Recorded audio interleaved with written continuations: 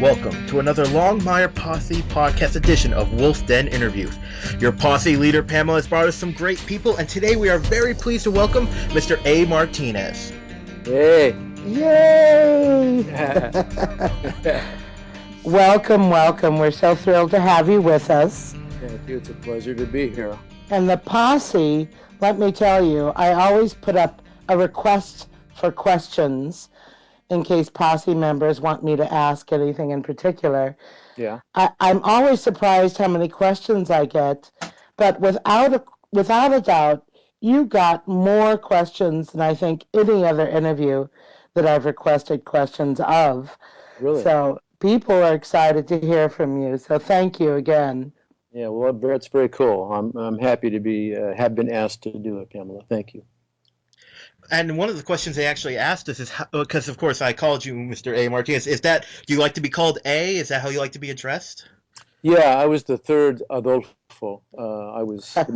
They called my daddy AD or Junior when he was a kid, and then they started calling me Little A or A Bone, Model A Frank. So it was just to distinguish me from the other guys with the same name. So I just started being called A and at home, and then it stuck when I was starting to act, and I was trying to get off the ground. It was really useful to actually employ my nickname because it helped people remember me even when my work was less than memorable, shall we say, at the beginning. I was learning on the job. But that would distinguish you. I like that. Yeah, Definitely. it was useful. And I actually worked with an actor named Bruno Kirby. He was in City Slickers with Danny I Stone. love That was Yeah, great. He's great. great guy. And his father was in the business. I'd worked with his father first, Bruce, and then Bruno, just for a minute after I talked to him and we spent some time doing something somewhere, he started calling himself B. Kirby Jr. briefly. So I thought, well, that's kind of a cool little take on the initial thing. Yeah, we sadly lost Bruno a few years back. Yes, unfortunately, yes. I loved him in The Godfather. Yeah, he's a Oh my great goodness, actor. yeah. Yeah, fabulous actor. So how did you get your start in acting? Well, I basically in high school started chasing it because I was really interested in some of the girls I saw over there in the drama club. I had a beef with the track coach. I was into athletics. I was running cross country in the fall, and then on the track team in the spring, running the distances on the track team. And I had a beef with the track coach, who was also the football coach in the fall. In the fall, he was really kind of abusive, I thought, toward the cross country runners. He used us as fodder to motivate his troops. Make fun of us running and running and running in the smog every day and coming home sick. And Wow. so I finally he started giving me a hard way to go with regards to the workouts I was doing in the spring, and I was thinking, I'm really tired of this guy, and you can only do one kind of extracurricular thing with your sixth period class in high school back in the day. So I thought, what if I were to actually go check out this drama program instead of listen to this guy give me a hard time, and so I did that, flat out. And then I was going to go to UCLA to study political science. I had a friend I'd met in the theater program who was going to go study acting at UCLA. In the summer before we went, they sent me, a prospective lawyer, basically, a giant stack of books to read, really intimidating books. And they told my friend who was going to go study acting that he had to write a 500-word story about himself. And, it was the last summer before college. I was partying and having a really good time, and I thought, I don't really feel like reading these books.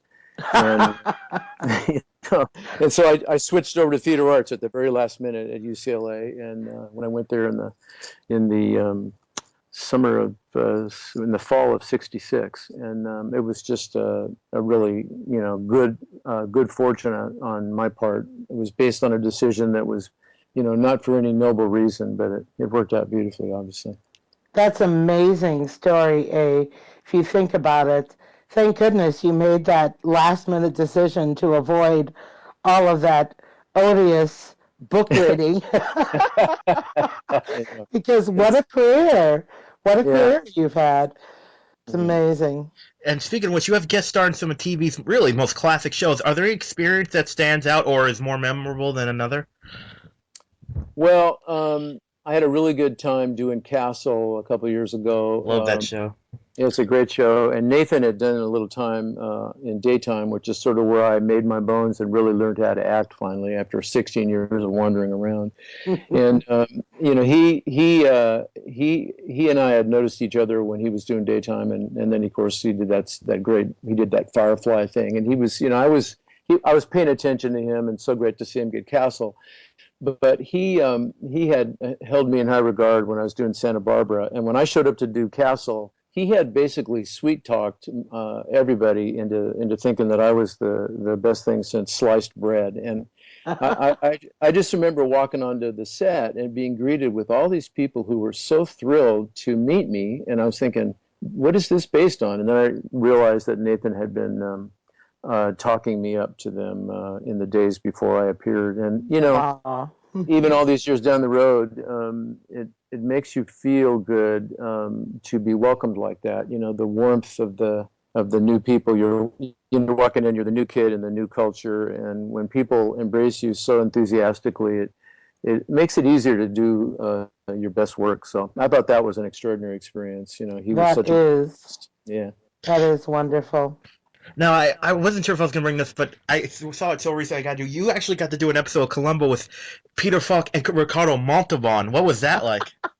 Yeah. That was awesome, and it's good to mention Ricardo, because when I was saying about Nathan being a great host, I was thinking about Ricardo when I did his show Fantasy Island. I thought, if I ever am the boss of a show, you know, the head man or the head person on the show, I'm going to try to be as good a host as he was, because same thing, wonderful, gracious, making you feel great. The thing about Columbo was memorable on several levels, one of which was that it was like a 2-week job in Mexico, in Cuernavaca, which is extraordinarily beautiful place. But my agent said, yeah, they're hiring you for 2 weeks, but it'll go 4. And I'm thinking, well, what do you mean it'll go 4? Well, Peter likes to take his time, so all the shows go 4, even though they're always budgeted for 2. So it did. Indeed, it lasted 4 weeks. And interestingly, in the show, I played a young matador who was gored at the beginning in a bullfight and spent the majority of the episode recuperating in a hospital, and then came out triumphantly to reclaim his place in the ring, his courage intact. But it so happened that in Cuernavaca, very soon after I got there, I went into town and ate something off of a cart that I probably should not have eaten. Oh no. I got basically I got a real serious dose of hepatitis. Ooh. Yeah, so I was about as sick as, you know, it was basically too sick. You don't want to be that sick ever. No. But if you have to be that sick and you're acting, it's good to be playing someone who is recuperating from a terrible wound. So it allowed kind of me fed into your role a little bit there. Too I much was for able to actually liking. do it. Yeah, exactly. And like so many things, I think it's a blessing in disguise, because once you've had that kind of damage to your liver, it makes you think twice about how you take care of yourself. And I came back and had to turn over a new leaf, as it were. And it's, I think, all these years down the road, it's been really a blessing in disguise that I've had to take better care of myself than I otherwise would have. You know? Right. Now, there's a show that's a personal favorite on. You guest starred just one episode. It was called Reigns, and you played a fascinating character. And spoiler, you actually played a man who found out you killed a man who was revealed to be your son. Right. Oh gosh. Well, yeah, that was such a great experience. And again, it's a theme right now, isn't it? But Jeff Goldblum, I love. Yeah, I love. What an amazing man. That's like an angel on earth, that man.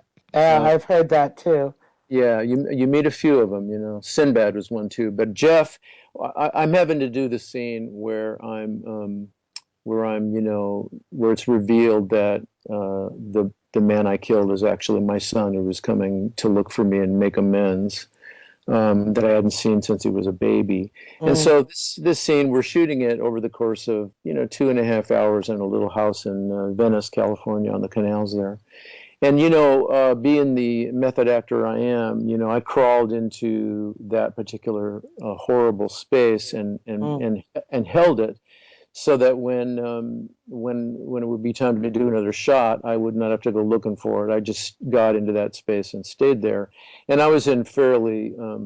It was a it was a bit of agony, actually. It was kind of agony, and it was remarkable to me that all through that period of time, Jeff not only did not retreat to his dressing room, which is sort of standard protocol for, like, stars of television shows. He Hmm. stayed on the set, sitting at the little table where the scene was taking place, and he never let his attention wander from me. Every Wow. single time I looked up, every single time I looked up during those 2.5 hours, his eyes were on me. Uh, Wow. yeah, I mean, what do you basically, with the question, you need anything? What do you need? You need anything? I mean, I can't emphasize enough how rare that is in the business, let alone in human relating. He's just But an extraordinary person. that all played out so well on the screen because it was so memorable a role. As Zach said, it was one episode, but my gosh, it was Mm, a powerful one, and I remember it so well because mm, Jeff has always been a favorite of mine as well. So it was a mm, great episode, and you were phenomenal oh, in it. thank you. It was completely believable, Now so it's you it, could see that. it's funny because you bring up Simba because I've seen the Cherokee Kid. Was it interesting to play with, like, because Sinbad was playing someone of mixed descent? So what did you help him out at all with that, or were you with him with that? No, I was not paying attention to that so much, but he made wonderful humorous energy out of all that, didn't he? You know, but the thing is, again, like I remember, so many times before we were about to go to actually turn the cameras on, he'd say, "Are you okay?" And then, well, you need something. You need a bit. You need something. You need a moment. Let's get a moment. Let's get a moment before we go. And I'm thinking, dude, I mean, what planet did you fall off of? Then his family was there working with him. He has his brother and his sister and his production company, and then his Right. his father showed up, who is a profoundly venerable man, who's a preacher, I think, up in I'm thinking Detroit. I could be wrong about that. That's what But I was one day, thinking too. yeah, you heard that? Yes. Well, he walks on the set one day, and he's every bit as tall as Bad is, and he's like, he's got a shock of silver hair, and his chin is high, and he's walking slowly, and it's like you go, okay, that explains it. This is these kids came down from that man and Uh, that woman walking next to him. He just, again, extraordinary people, and plus. I'll just say that when that job was over, my wife Leslie said, "I'm really sorry to see that end." And I go, "Why?" She says, "Because that's as happy as I've ever seen you working." oh, Oh. how wonderful. Yeah, Wow. That's profound. that was good, huh? Now, is Yeah. there a role or type of role you haven't played yet that you'd like to? Well, I wouldn't say that so much. I just think it's kind of amazing that in the last few years I've started to be able to do some things that that I never really imagined I'd get to. Just like the parts that, like the Rains thing and the Castle thing, where you're seeing, as I'm sure part of it is just getting older, but where you're actually seeing people sort of coming to grips with things that measure the entirety of a life, and Hmm. where you actually get to play moments that have that poignancy, because you're getting too late in the game. The characters are getting too late in the game to have second chances to start all over again.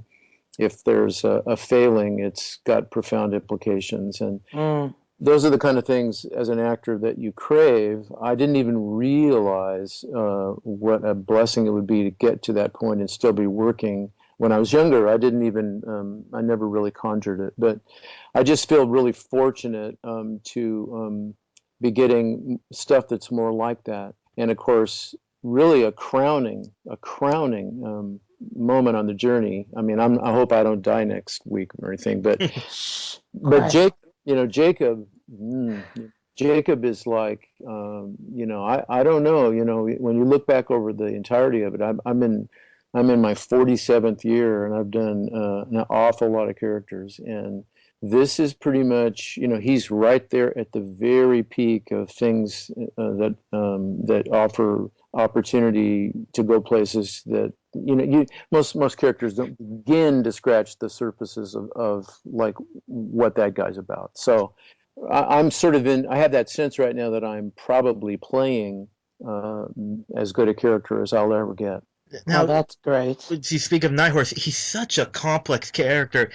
Even we've talked about on the show, we weren't sure if what to call him. Would you classify him as a bad guy or a villain, or definitely more complicated than that? Yeah, a little bit sort of choke. I know. I notice it's like I take it too seriously when he starts when he starts being described as the bad guy or summed up that way. And I certainly get it, obviously, because he's the antagonist of he's among the chief antagonists of the hero Right. show. But I know that the Longmire character respects him, and I know that Jacob respects the Longmire character, despite their vividly different positions on the basic issues in their lives. And it's like Hmm. if you actually look at Jacob's life from Jacob's point of view, I mean, you can still make a case for he could do it better. He doesn't have to be as abrasive as he is. He probably could be a little bit more regularly conversant with the truth, but he's a soldier, and he has a sense of being in a war that goes back long before he existed. Mm. When you look at the history, when you contemplate the history of Native Americans in general, and certainly the Cheyenne, the way the dog soldiers sort of survived the cholera epidemic in Yes. 1849, simply because they were estranged from the main band of their own people at that point in time. Hmm. Um, you know, I mean, there were the peacemakers who were saying we got to work it out with, it'll be okay. We got to trust the Great Father and all that. But history came down on the side of the dog soldiers being right when, in their point of view, which is you can't trust these people. They're not Right. really going to make a fair deal at the end of the day. I mean, you're talking about genocide, and not to put too sharp a point on it, but I don't really know how you get around to saying it was, anything less than that. I mean, whether you can say that everyone had bad intent who was, chasing manifest destiny. The fact of the matter is there were a bunch of people here and cultures strewn across the continent, and they were basically eviscerated violently and thoroughly. Absolutely. So, from his point of view, so many of the people that were part of his bloodline came to a terrible, horrible end. And you look at the life of people in the reserve these days, where they're stuck in they have so many handicaps in terms of being able to compete on what is becoming a global stage for resources in education and healthcare and opportunity in general.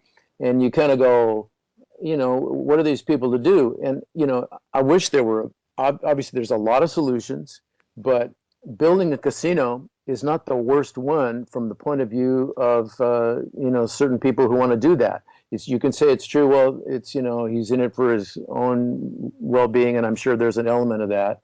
And he's exploiting the greed of people, and it's bad to do that. And you can make all those cases. But in point of fact, it's one of the few avenues that seems doable in the near term, and I certainly can understand why he would want to go there. And when you mix that with the fact that he will go up on the hill at midnight when no one's looking and stake himself to the ground in honor of all that has come to pass before, and Mm. offering to the sky of those teeth that Hector pulled out of that guy. I mean, to me, that's a man that's worthy of being summed up, or in a way that goes beyond saying he's a bad guy.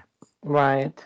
And that really speaks to the depth of the character. And I kind of mentioned in comments to you on Facebook that as the moments in the script permit, we are allowed these glimpses into the depth of Mm, the character. And so one week, and Zach will attest to this, one week I'd be saying, Jacob said he's the one behind the whole thing. And the mhm, next week, we see one of those moments of great depth behind the character. And I'm like, no, no, I don't think he is behind it. I think he may be a pawn, but I don't think he's really that villainous. And mm, that's what Zach has always said. He mm, always had a positive, more positive image of the character than I did. So the depth of the character, you're so right. You mm, speak so well to it. And you give a vision, an impression of the character that I think is really valuable for everyone. And that's been one of the delights to me in these interviews, mm, is in Ruby's case, the character of Ruby, to hear the character backstories from your mm. perspective is very enriching to us, the viewer.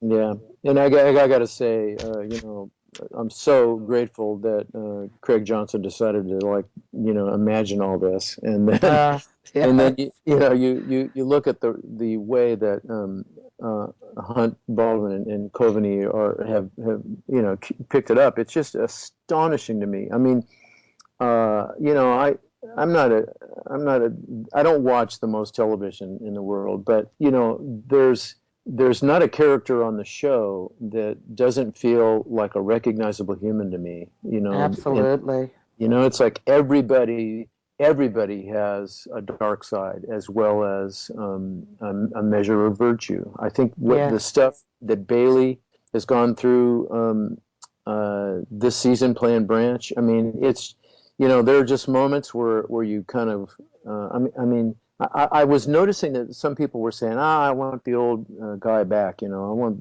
Branch should get over it and stuff. But when you Ah, actually, if you give credence to what the story, what we were shown, that he was wounded severely, left to die, that he was, his wound was violated with the peyote and this feather with God knows what was on the feather, yeah. uh, stuck into the middle of his body, sewn in there to fester. It's like, Ah, and of course not even, and then everyone tells you you're crazy. If that isn't a ripe opportunity to examine someone hanging by their fingernails, I don't know what is. And I just thought it was great that they gave that full sway, and then to watch the way that character, as Walt said, he may not be right in the mind, but it doesn't mean he's not right.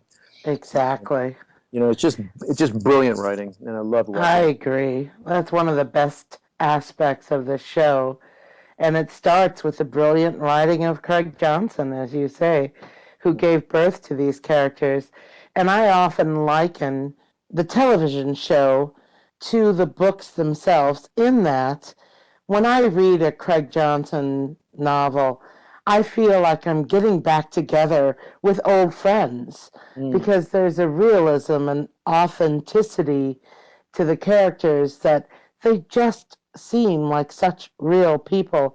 mm, And as you said, in the television show, the writers have definitely used that aspect in creating characters that have depth and have good and bad sides. Even mm. our hero, Walt, Yeah. has been accused, and I love it when I see this on the Posse page, people objecting to some things that he has done that Mm, aren't necessarily within the letter of the law. He's a mm, human being. yeah. And who was yelling all the time, Zach, during that whole Branch scenes, that no one would ever believe him, just drove me mad, eh? Yep. Mm, That none of the characters would believe him as to what he saw and to David Ridges being alive. It just frustrated me as a viewer.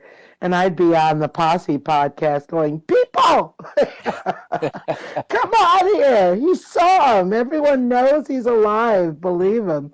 So mm, I'm right with you there. I really loved what they have given you and Branch both in this season to work with.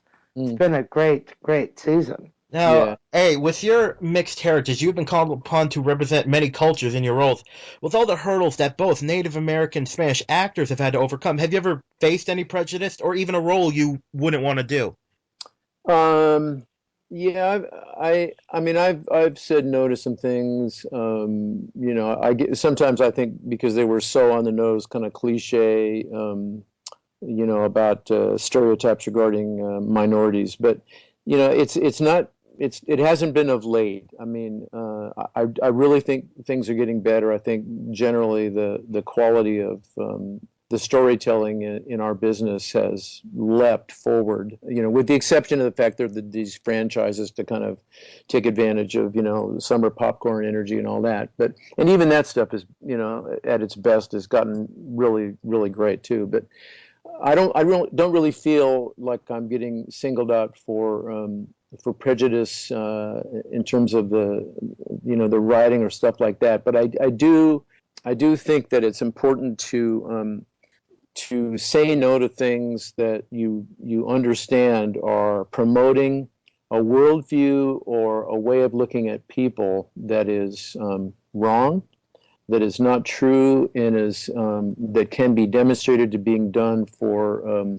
the purposes of somebody exploiting people's fears for their own gain. When I Mm. see that, when I see stuff like that, I'll say no. You know, I'll say no, like to things that promote lies about the way the world works. That things I know are a lie and I know are being promoted as the truth by people who want to, you know, take advantage of other people's fear. If I see Mm. that in a story and I'm asked to participate in that story, I will try really hard to say no. And usually I can. I sometimes have to explain it to my representatives, but yeah, I'm pretty cool with that. And that's nice to know, actually. Yeah, it's important, especially when Yeah. you get, you know, I got children. I'm trying to like help them get started in the world. And you know, once you get old, if you keep reading books, all those books I didn't read, so I became an actor. I've been reading them. I've been reading them ever since. I read like crazy now. I try to read, read about current affairs and deep politics, and really try to understand kind of the machinery beneath the surface that really seems to be at work in our lives, whether we know it or not. And Mm. once you get your hand on stuff like that, you have to start making your decisions based on what you have perceived. Otherwise, it gets harder and harder to look yourself in the mirror. Mm. Definitely. So, Pam, I think it's time we moved on to your question and the posse questions. Alrighty, and I've got a few of them. I hope we're doing okay on time right now.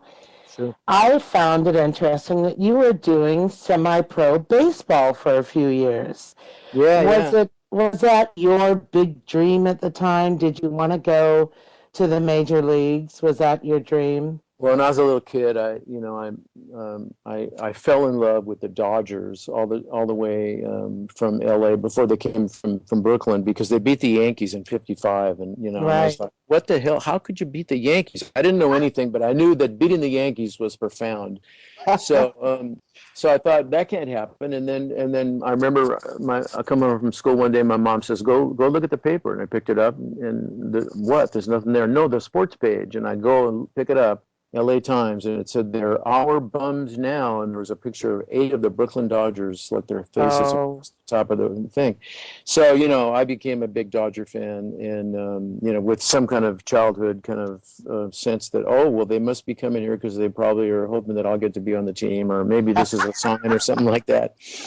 And then when I got my driver's license, I ended up going to watch Sandy Koufax pitch every fourth night when they were in town, and so I was in the stadium the night he threw his perfect game against the Cubs. how amazing. Yeah, and then years later, I got asked to do a movie for no money for the American Film Institute at a time when I was losing my house and my then relationship had collapsed, and my Mm. brother and I were my brother was helping me like try to fix my house to put it on the market, and my agent sends me the script for no money to be in this movie for American Film Institute student, and I said, well, I can't do that. He says, well, you should read the script anyway. So I read the script.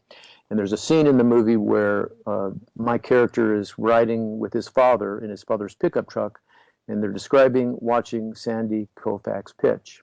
Oh, wow. Since I thought, it was one of the great nights of my life to be there for that perfect game. I mean, it was an unforgettable experience. I bet.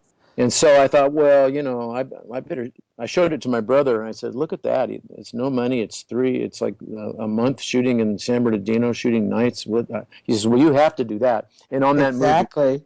I met the first day of shooting. I met the woman who has become my wife and is the mother of my children. So, Wait uh, a minute. Are you yeah, kidding me? yeah, she was the camera operator on that movie. So the fact that that Sandy Koufax did what he did that night, and I got to be there, and then they wrote about it. And, it. Oh, I wow. just baseball, right? So Your life flows very interestingly, doesn't it? isn't that a That trip? is Isn't that a trip? stunning story. It really is. I All always that love those came, kind of connections. I always go nuts for that.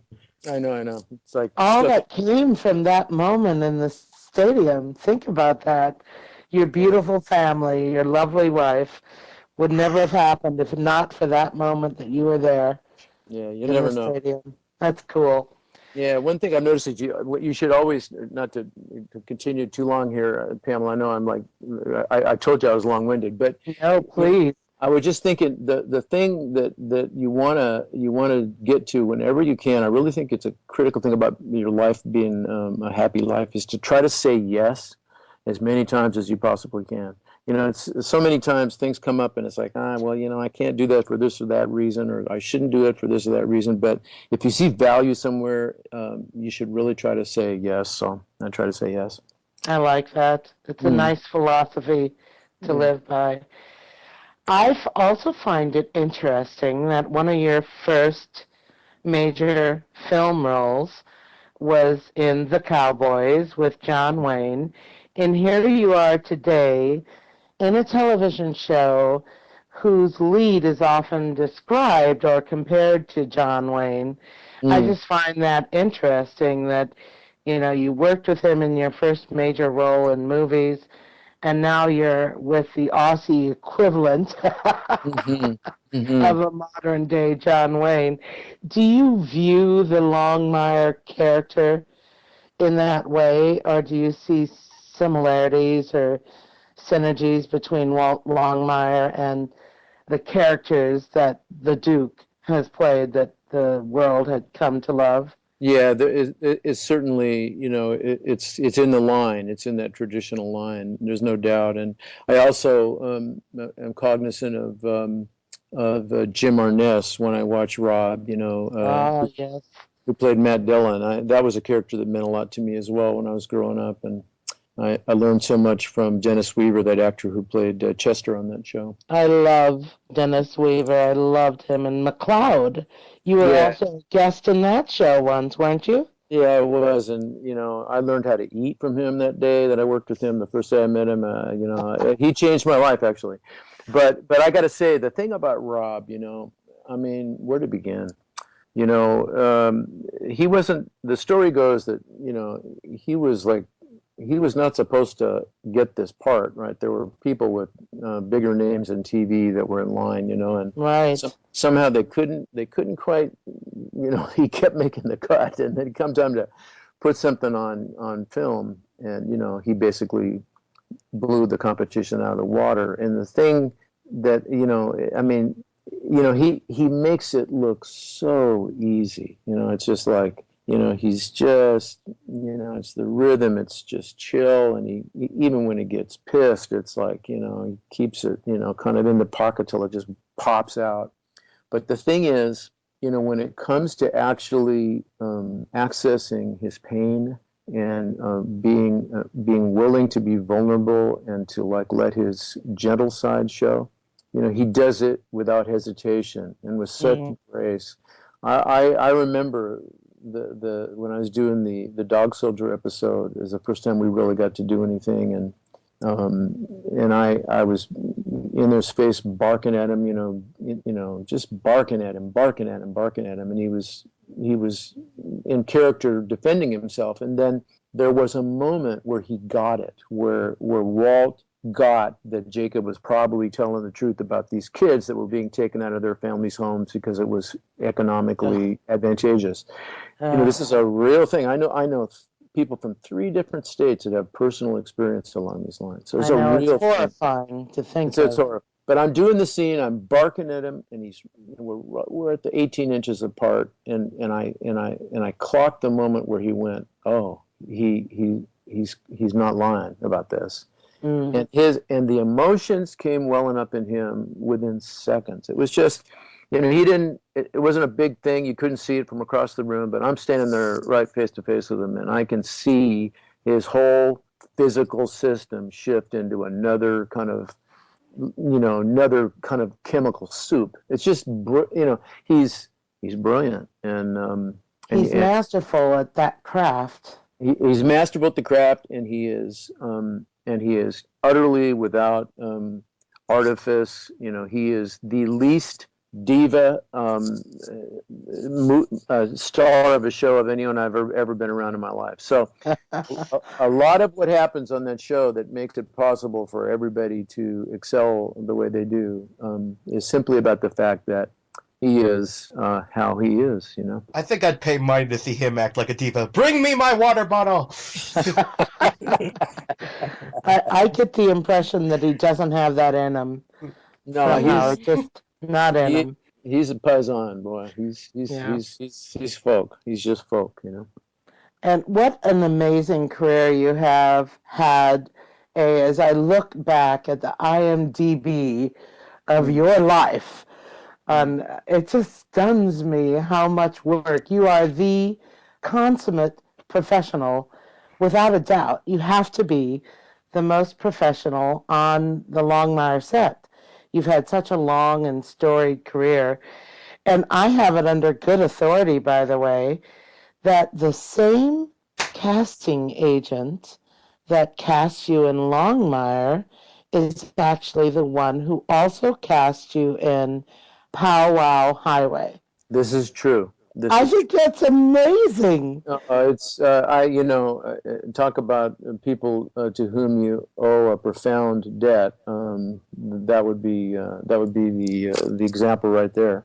Junie Lowry, right? Junie Lowry, and she works now with Libby Goldstein, and they cast that show. You look at that show, and right. all those actors coming through there, and you go, wow.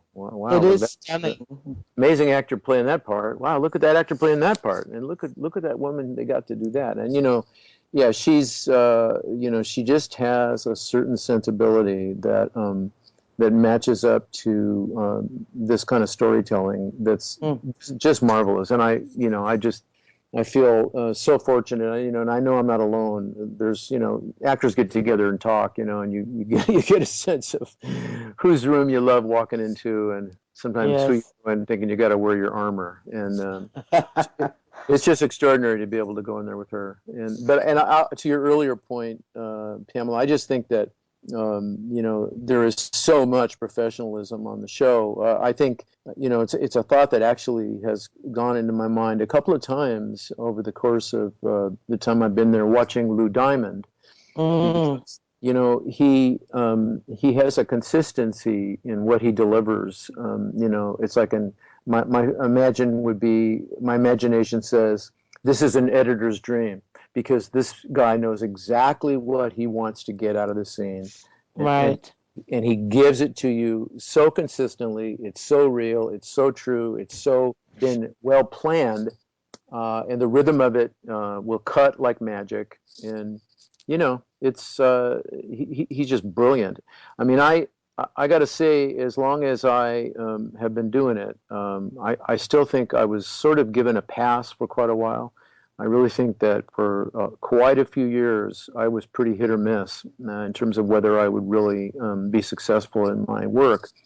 I don't think it really changed until I got Santa Barbara, which is, a good 16 years in. So, I was pretty slow figuring it out. But I think that in general, Longmire benefits tremendously from the fact that there's so much professionalism in the cast. There's so many veterans, and it also goes into the realm of the people that shoot it. I've never been around more brilliant camera decisions than on that show. I mean, that's the truth. I mean, these guys, I remember the first episode I did where Jimmy Murrow was shooting inside of a sweat lodge, and he had the camera on this like long mechanical arm, and he was just like leaning into the scene and putting the camera like right up against people's faces. I remember shooting the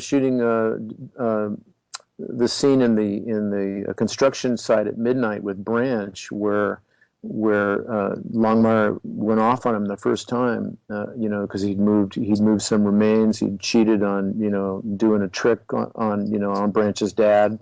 Right. And I mean, Jimmy put that camera literally 8-9 inches from my face, and he just walks into the middle of the scene with the camera strapped on. It's like another creature that you're acting. And you look at it on television, and you're playing a character who's named Horse, and suddenly this camera is pulling your face so far out of aspect that you look like you have a snout. And yes, it's brilliant, and it's so a big a part of why the show raises goosebumps when you watch it so many times. it sure does. You described that so well. I'd love to be there watching that filming, because that's one of the aspects that I have been in awe of as a viewer. Not to mention, the most incredible vistas to exploit in filming, but boy, do these people know how to do it. Yeah. They're just, I really believe it's some of the best cinematography I've ever seen in episodic television. I agree. It's just amazing to me. So, you mentioned Santa Barbara, and you did quite a few soap operas over the years. You've been in One Life to Live and General Hospital, Santa Barbara. Out of all those years in soap operas, I know that you had to have built up quite a following, and they still are mentioned today on the Posse page, your appearances in this or that. Is there any role in any of those soap operas that you still get recognized for today? You're out somewhere and someone says, "Oh, it's so and so," Yeah, which is actually kind of amazing given how many years it's been now. But I get recognized for having been Cruz on Santa Barbara. And that's the first show you did, isn't it? Well, it was, Santa Barbara? Yeah, it was, and I didn't want to do it. I thought it was a terrible idea, and I thought my agent was giving up on me. I was really stupid about it, and it ended up being one of the greatest things that ever happened in my life, obviously. And I did like more than 1,600 episodes of the thing, so right. Yeah, and you realize suddenly, you have to change everything about the way you not only work but live in order to handle the stress of doing an hour television show every single day, and trying to make it good. So it was a great blessing, and luckily at the time, New World Television was Roger Corman's old distribution network, owned the show. Yes. And they had this network was global, that was pushing his movies all over the world. So when they made their first little chunk of them, he was able to go, let's he went everywhere in the world and said, here's a show about California with like beautiful people and glistening beaches and the dream of internal optimism and stuff, and here it is, and you can have it for a nickel, for 3 months worth. And so he gave it to everybody. Everybody bought it all over the globe, and then of course people get hooked, and now you come back and here's 3 months more, except this time it's not a nickel anymore.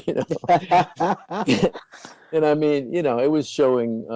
It showed in, I don't know, 100 and some countries all over the world, and there were places like in the Soviet Union. It was showing on the only television station in the country at 7 p.m. 5 nights a week. Wow. Right. So, it became so influential there. It was doing a 52 share in France. I mean, it was a phenomenally popular show all around the globe, way more so than it ever was in the States. So I did not know about this international distribution arm of Right. Santa Barbara. That's amazing. Yeah, it really made it so much easier for me after that to get work because you could people making television movies would know they could sell them overseas and take advantage of the popularity of my character in a lot of different markets. Wow, So that yeah, is a powerful change in your career, I bet.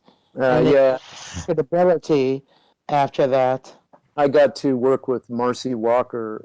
They were having trouble with the show at the beginning, making it work, so they decided to give our characters 3 days alone in a room. And I remember our executive producer Jill Phelps called us into her office and said, "Okay, we're going to write you guys 3 days of stuff and see how it works. And here's the thing: don't blow it.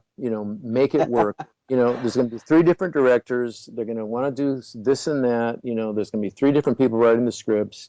The fact of the matter is that there could be lots of excuses if it doesn't work. You can point to any one number of directions about what happened that sort of made it less than it might have been.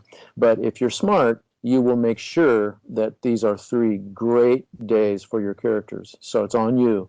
So Mhm. we got together and like made plans and made sure that when we got on the set that we got to do what we planned to do with her having our back and people it turned out well and people liked it and that basically opened up the chance for our characters and for me the chance to work with a great actress, a truly great actress who just happened to approach the work from a similar position that I did. And we were one of those rare kind of combinations where sort of automatically the uh, the total of it was greater than the sum of its parts. There was an energy that happened between us that lifted it beyond what either of us could do with pretty much anybody else. So it was an incredibly fortuitous pairing, and she became obviously one of the most important people ever in my life. Oh, that's wonderful. And I Yeah. love your quote about how beautiful is Mary Walker. That's just it was such a wonderful quote that I read. Mm, It shows a respect and a rapport, yeah. as you said, that you two built and quickly developed. Obviously, that's a wonderful story. Um, One of the other things that, and I know we're getting close to a time limit here, I wanted to talk about is your wonderful family and what must be one of your other loves, and that is music. Mm, Because I am just wowed by what I've discovered about your family, your beautiful wife, Leslie, mm, your children, Devin and Ren and Dakota Lee. All mm, of you are singers and play musical instruments. mm. And I saw a delightful video, and it really was touching, about Bucky's Trouble. Did you Oh, guys produce that for a film short or something?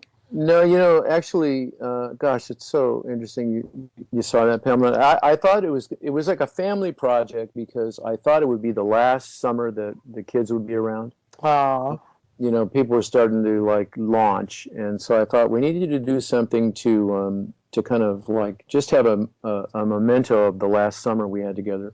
Plus, that's one of my favorite songs. I think that is one of the great songs coming it's coming home.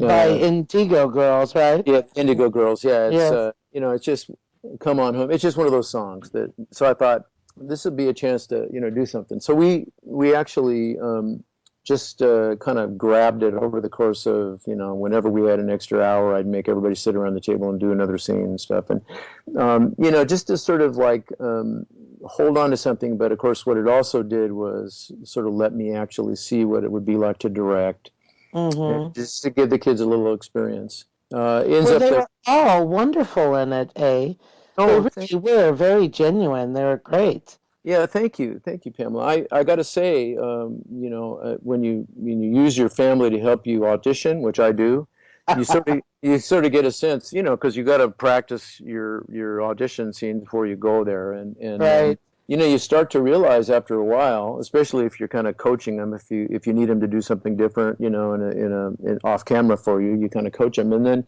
you start to notice, wow, they actually are pretty good at this. And then of course, my kids started working in school doing school plays. Yes. they did a lot of wonderful work on stage, and as did a lot of their friends. And actually, last year I actually directed a more serious movie that I'm currently editing.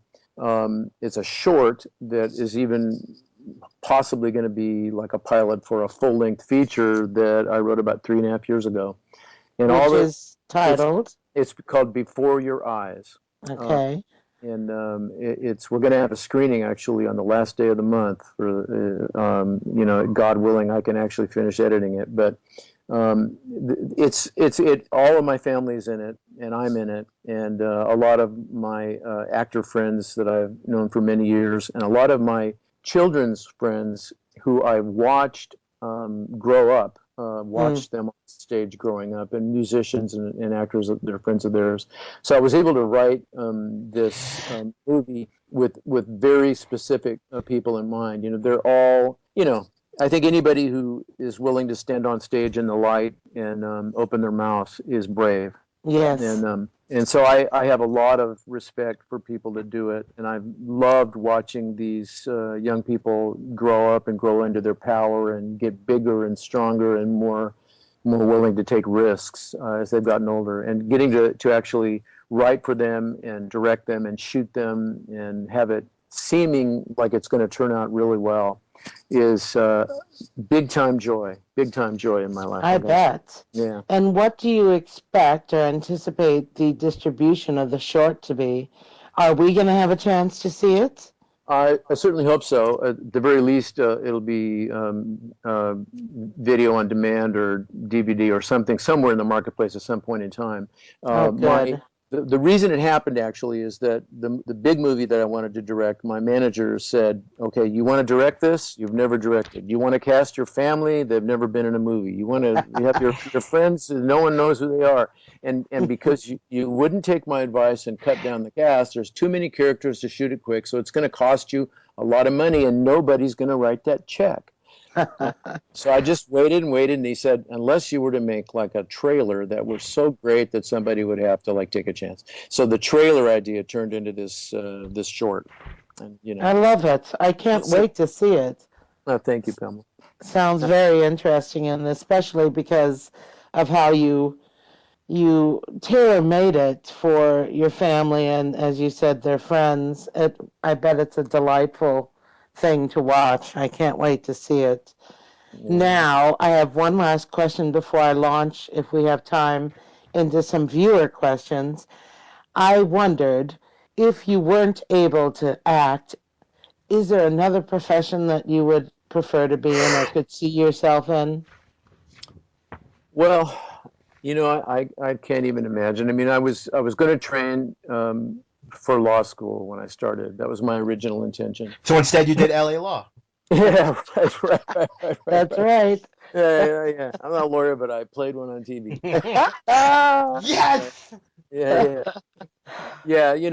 That was so that was obviously a possibility. But I don't even know. All I'll say is acting is such a wonderful thing to be doing, and basically everything I've ever wanted to do since I started to be involved in it has to do with either that or other aspects of what it's about, which is basically telling stories. And right, like so many people, as you get older, you maybe start thinking, well, I think maybe it's time for me to start being the person who actually imagines the stories rather than just waits for a chance to tell someone else's story again and again and again. Right. If indeed you have a sense of things that maybe you've understood and you think could be said that should be said and are not being said, then it becomes kind of it starts to motivate you to want to write and tell your own story. So that's the thing that's happened lately is I've become more of a writer in my heart than anything else. And I got to say, like in Before Your Eyes, there's a song that my son and I wrote together called "Heaven Is Here." It's a pretty epic song. And the characters in the movie are intent on making a video of it the night the movie takes place.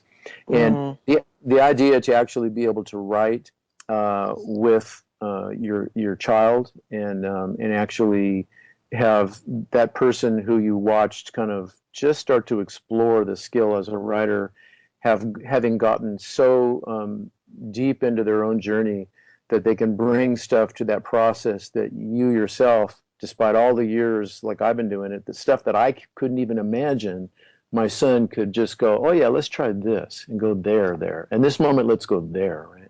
And you look at her on screen, and I mean, I just said it to him the other day. I said, "Yeah, this moment when you come and sing in this one thing, and it's just so awesome the way it feels, just like you knew it would be awesome when you pitched it, 2 years ago when we were writing the song." So Wow. it's I'm wandering now, but I guess the answer would be that the idea is just maybe to write. Mm-hmm.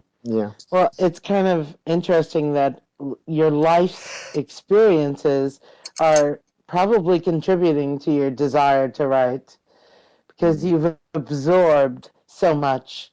You have a lot to give out. Thank you. Yeah. Um, I wanted to ask some questions from the viewers if you have time still. Yeah, sure.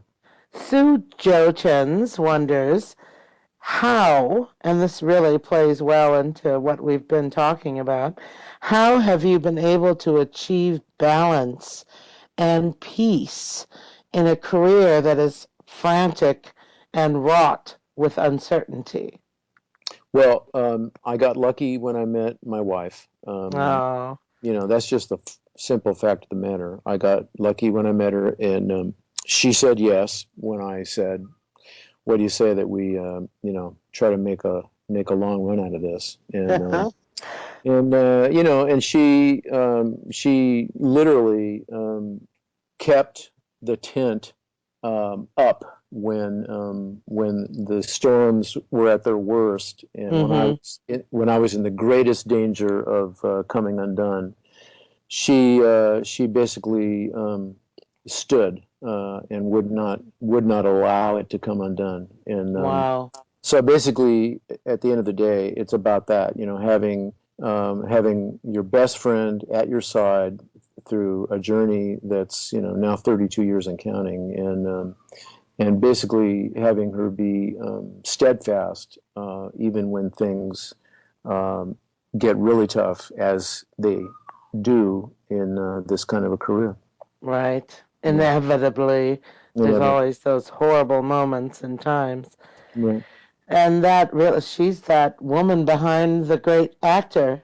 Yeah. They say every man has a great woman behind him. She's Sounds like starting to come out too. I got to say, she's in the movie. She's doing well. She's now singing on stage with this rock and she's roll band. wonderful. Her She's voice is beautiful. yeah, she's in the state of she's blooming right now. She's stepping out from behind anything at this point in time. It's really great to see. Maybe we'll Well, get now you on that the her soundtrack of the show. There you go. There you go. yeah, well, now that her responsibilities as a mom, raising three kids, Yeah. have lessened, that gives her an opportunity to blossom and shine, as you say. Yeah. We had a couple of different well, we have a lot of questions on this topic, and Zach and I both kind of touched on it a little bit, but BJ Peterson and Tim Poloni both kind of asked the same question. Jacob Nighthorse is such a complex character, and as a viewer, I can't decide how he will come down on things. So you've already answered this in a way, but the bottom line is, how do you perceive the character as either good or bad? And you Yeah. have answered that question for them already. Yeah, But I'll just say, I don't think of him as good or bad, and it's one of the first things they teach you as an actor is, when you're playing a villain, you have to look at it from the villain's point of view, and mhm, uh, and I just, I totally understand why he is the way he is, and I think anybody who's got any kind of sense of the history of Native Americans, and particularly the dog soldiers in the Cheyenne and what happened through the 1800s alone.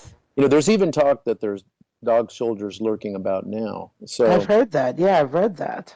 yeah, It's not so it's not so unbelievable. right. I mean, there's a place in the world for everyone, and he, at the end of the day, is a soldier who, again, like you know, he's fighting a war that maybe most people aren't even aware exists. So Mm-hmm. that's what I think about when I start to approach the work with him.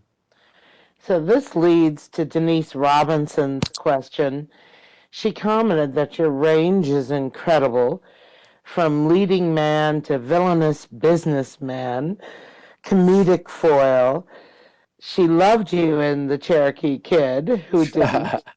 But she wonders how you prepare for your various roles, and do you prefer playing a villain or a good guy? These are really cool questions. These are really cool questions. I Um, love them. yeah, really. It just warms my heart that people actually would have thought of such things with regard to the work. It's just the coolest thing. I don't really have a preference necessarily. I think for the sake of balance, maybe you probably want to try to keep doing different things. I think it's been a blessing for me that I've actually gotten to do so many different kind of characters. Yes. When I first got to my manager, we had a conversation about it, and we acknowledged that it was a blessing, and yet in a certain sense, it was maybe part of what was maybe making me be the person that was not thought of real quickly for any particular thing, because most people had carved out more of a distinct persona, and you could sort of knew where they plugged into the business. And with me, Yes. and I didn't quite know where I fit. I've often had the sense I was pretty hard to cast in a lot of people's minds, at least. So it's arguably a bit of a problem, but at this point in time, it's sort of the favorite thing I have going for myself, is that I get to do all these different things. So I like to kind of balance it if possible. But a lot of times, you don't have too much control over what you get to do. You just basically sometimes it just basically, are you going to say yes or no? Uh, Right. but I wouldn't mind playing a guy that was sort of more along the lines of a protagonist, if there's still such a thing out there for me. I would be interested in seeing that if it came. I But have to believe there would be a. well, thank you, I Pam. could I see hope you in you're that role. There's got to be someone out there that can see that as well.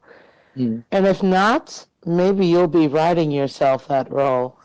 Yeah, there you Now, go. Linda Shaw, one of the viewers, asks or says that The Cowboys is still one of her all-time favorite movies, and Longmire, she thinks, and I agree, is one of the best shows on television. So Linda wonders, which is more challenging for you, a television series or making a movie? Well, I would say that the television series is probably more challenging. It's so hard to compare them, really. But a lot of times, the single biggest discrepancy is in the amount of time you have to get your work done. Mm-hmm. Um, a lot of time, like in the movie The Cowboys, we took 16 weeks to shoot that. So, you know, there were a lot of Wow. days, yeah, they felt pretty leisurely some of those days, and some of the days all you do is just, ride your horse around, So there were a lot of days where you felt, kind of like you were getting paid to play. Whereas, when you have to do a lot of work in a short amount of time, that's the hardest thing. Mm-hmm. One thing I love, there when I work on Longmire, the protocol generally is to fly the actors out the day before they go to work. But this Right. it's a lot higher elevation, and I find that when I show up in Santa Fe, I feel a little bit kind of debilitated by the lack of oxygen in the air compared to Yes. LA. And I find that if I don't get there a day early, so that I actually have a day to be around and walk around and kind of make my body get used to like having to find what it needs in this thin air, it Yes. just makes such a difference. And they let me do that. They That's fly good. me out and pay for me to be in my hotel an extra day every time I work on it, You've and got that to way. get acclimated to that environment. Exactly, and so you know, and there's just a sense with a show like Longmire that that every single word is so important. You know, sometimes you see scripts where you feel like you can sort of paraphrase your way through things, and no one's going to really suffer. Nothing is going to change too much. But the language in the scripts of Longmire is so beautifully wrought. It's so precise. There's another level of kind of requirement of you in terms of how accurate you are in the way you perform it, and so that makes it harder. But you know, no complaints whatsoever about it.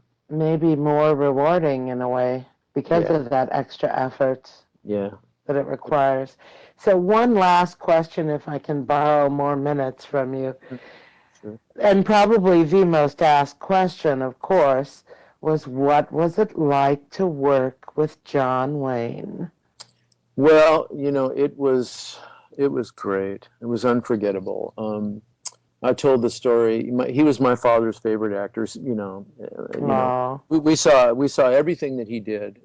All those all those movies. And the thing is that we'd always see them at a double bill at the local drive-in, and the kids would always fall asleep. And so my parents decided that we had to start wearing our pajamas to the drive-in because they didn't want to have to, like, you know, schlep us out of the car and then get us into our pajamas like we're dead weight. yep. So then I'm thinking, you know, now I got to be, you know, I got to go to the bathroom at intermission, and I'll pray to God nobody from school sees me in my pajamas, you know. So I just, you know, that's my sense of, you know, how I interfaced with John Wayne. And so then when you actually go and you meet him, and you know, he's like, you know, 6'4", 6'5", and you know, truly larger than life. And you shake his hand, and it's like, you know, it's like this giant kind of slab thing that he. I mean, you know, I just felt like that little kid in my pajamas, and it was really, really hard to even talk around him for me. I just felt just blown away to be around him. So it was. I was so thankful that I had a script so that I could, you know, I had stuff I could do and ways I could, you know, do my bit and stuff. And you know, he was cool about teaching me things. And you know, he like, I remember I had to have a fight scene with Bobby Carradine, and in real life, my understanding of the way that I did best on the street was if I have to get in there and mix it up with somebody, and I was not looking for that, but I was the oldest brother. I had 4 younger brothers, so a lot of times I had to be, you know, defending the family honor on the corner.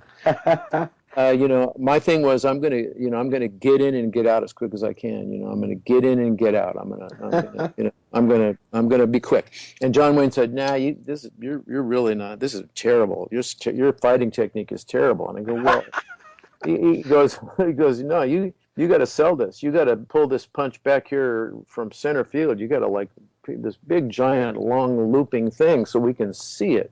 So I had to kind of rejigger my sense of what it meant to throw a punch. But when you look at it in the movie, it's just, he's absolutely right. So He is. He was right about that. yeah, he taught me. So, did you ever lose that sense of awe working around him, and get comfortable in his presence, or was it always that magical disbelief of who you're working with? No, I never got over it. I mean, I got more comfortable, but I was just still, you know, I couldn't believe it was actually him. I mean, you know, it just seems surreal, you know. I bet. It's like I remember working with Meryl Streep and thinking, this can't be happening. But Uh, at the cast party for the Cowboys, my band actually got hired to open for the featured band at the cast party. They gave us a little cast party opening gig. oh, how fun. So, you know, so we did our set, and then I was looking over there, and I could see he was kind of liking our music. I was thinking, wow, he's sort of digging our music. So after we finished our set, I started drinking tequila with a certain abandon. And once I had a couple of tequilas in me, suddenly I felt I just had to talk to the Duke. So I went over to his table and started actually telling him all the things I'd been fantasizing about talking with him about that I didn't have the nerve over the course of the shoot.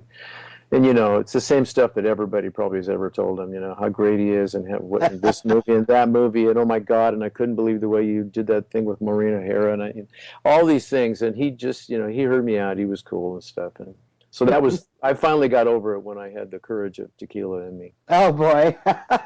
You don't even need to finish the story. It's like, I drank some tequila and talked to John Wayne. You don't need more to that. I know. Yeah. Well, that's it. I could go on and on, but I don't want to take any more of your time. We really had so many questions. It's fun. It's funny when you said talk about. That's how I felt coming up to this interview. I'm like, what am I going to say to a guy with a career like this? Well, bless your heart. This has been great, and I also appreciate you guys letting me run my mouth, because I tend to just free associate when I'm talking about all these stories. They're so magical in my memory. It's been such an amazing journey. It's I couldn't have imagined it when I was a young kid. So it's always lovely to stop and actually kind of try to make sense of it. So it's been really a lot of fun. Thank you for that. It's magical for us and for the listeners to hear these stories. So we really appreciate that. Well, thanks, Pamela. Thank you. It's been a real joy to talk to you. Tis that. Yeah. All right. Bye-bye. Bye-bye. Well, you going to take us out, Zach? Well, I'm just still in awe. Aw. I don't care. A Martinez just said, "Hey, see you, Zach," to me. That's like on my bucket list. Oh, there you go. Quick one I'm off. All right, Posse members, that was a great interview, and we're gonna work on more for you. So don't count the Posse or the podcast out just yet. So let's ride. If you would like to donate to help pay for this and other Southgate Media Group podcasts, simply go to our website, southgatemediagroup.com, and click on the donate button. It can be as little as $1 or, well, as much as you want. Help keep this fun going by supporting this and our other shows. Thanks again for listening, everyone. You're the best fans in the world.